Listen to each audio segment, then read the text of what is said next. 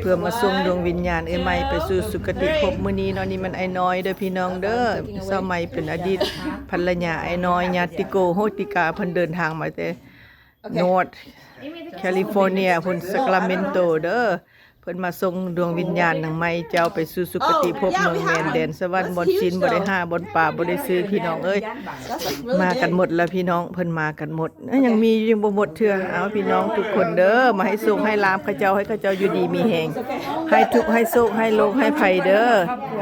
นี่ผู้นี้ก็คือกันบ่ปะบ่ทิมเจ้านี่น่ะมาเบิ่งเพิ่นเด้อมาขอเจ็บ12ทางหน้าขอ15ทางหลังเอาไปลงน้ำมหาสมุทรให้มันสุดลงเท่านั้นอยู่ในกองไฟหั่นเด้อนี่พวกเจ้าก็พาลูกหลานพี่น้องเจ้ามาพาเจ้ามาส่งดวงวิญญาณเจ้าไปอยู่ภพภูมิที่ดีอันนี้ก็เป็นทางผู้หญิงน้องสาวเจ้าน้องไผไผเจ้าลูกหลานเจ้ามาอยู่นี่หมดแล้วนี่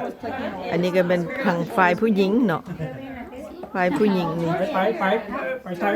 น่ะไปยืนขนาดคนไทยนะจ๊ะจะว่าไปถ้าแม่เจ้าน่ะ ready one two three อันนี้มันน้องสาว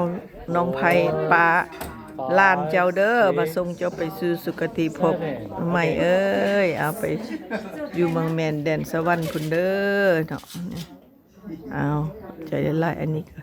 เป็นไอ้น้อยนี่เป็นอดีตเป็นสามีเพิ่นเด้อไอ้น้อยก็เป็นสตรกพี่น้องไอ้น้อยก็เป็นสตรกเมียก็เป็นอัลไซเมอร์อ๋อเดิมโอเคก็บ่ได้เข้าทางเนาะฮะบ่ดอก ready เด้ผู้เพิ่นบ่ปะบ่ทิมเอาพวกพี่น้องสุผู้สุคนมากินมาทานน้ำเจ้าพระดวงวิญญาณเจ้าไปอยู่ภพภูมิที่ดีเถิดให้โชคให้ลาภสุผู้สุคนที่เดินทางมาแต่ทางไกลและไกลลูกหลานทุกคนพี่น้องทุกคนเด้อพวกเจ้าจงเอาข้อ12ทางหน้าข้อ15ทางหลังของพวกค่อยเป็นลงกองไฟไล่ลงมหาสมุทรทุกผู้สุทันเด้อให้เจ้าไปสู่สุคติภพอันนี้บ่ลูกเคยนะบ่แม่นบ่ฮู้จักแต่ก็คือแม่แหละแม่โอ้ลูกเคยบ่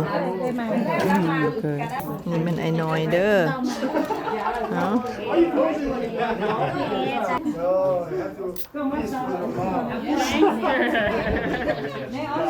Yeah everybody bring her soul in peace now